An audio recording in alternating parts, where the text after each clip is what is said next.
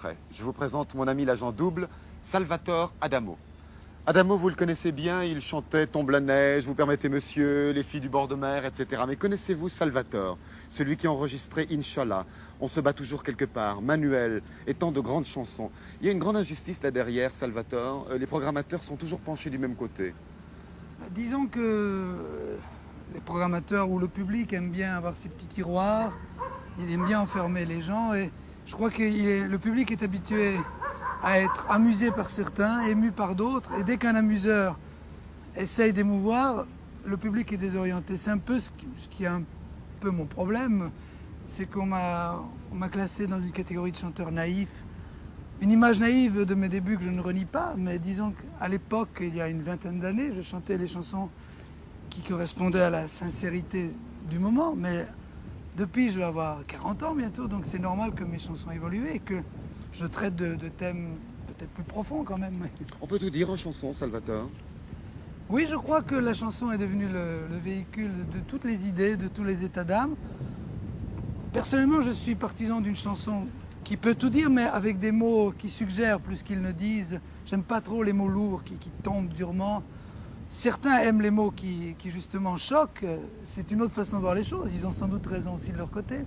Moi, je suis pour une certaine délicatesse. Je sais pas. Puisque vous avez pris votre guitare, j'aimerais bien Ouais. entendre une chanson, peut-être une qu'on ne connaîtrait pas encore, de votre futur répertoire et qui témoignerait de cette pudeur que vous mettez derrière les mots. C'est-à-dire, c'est vrai qu'avec les années, il me paraît de plus en plus difficile de prononcer certains mots, comme le mot amour, justement. Le mot amour qui a tendance à être vraiment galvaudé et mis à toutes les sauces.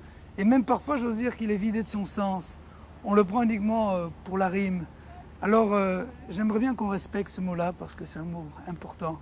Et j'ai fait une chanson qui s'appelle justement Le mot amour. Elle n'est pas encore connue. Non, non. C'est une primeur. Merci, Salvatore. Quand j'entendais le mot amour, je partais pour une belle histoire. Je me baladais sur du velours. Je fermais les yeux pour mieux y croire. Mais aujourd'hui, au mot amour,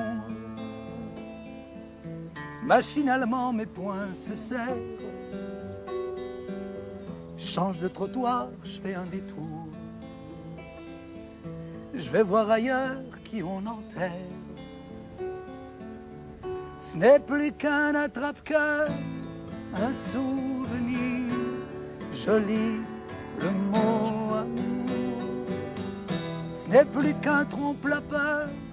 Quand on a mal, on se dit le mot amour. C'est une très jolie chanson, je me réjouis de l'entendre en entier dès la rentrée, Salvatore. J'espère. Voici maintenant Paul Luca. Paul Luca, pour moi, c'est quelqu'un d'important. Pour moi aussi. Oui, c'est d'ailleurs le titre de la chanson qu'il va interpréter. Et pour bien en marquer la profondeur, nous allons le retrouver dans la grotte de Dinan.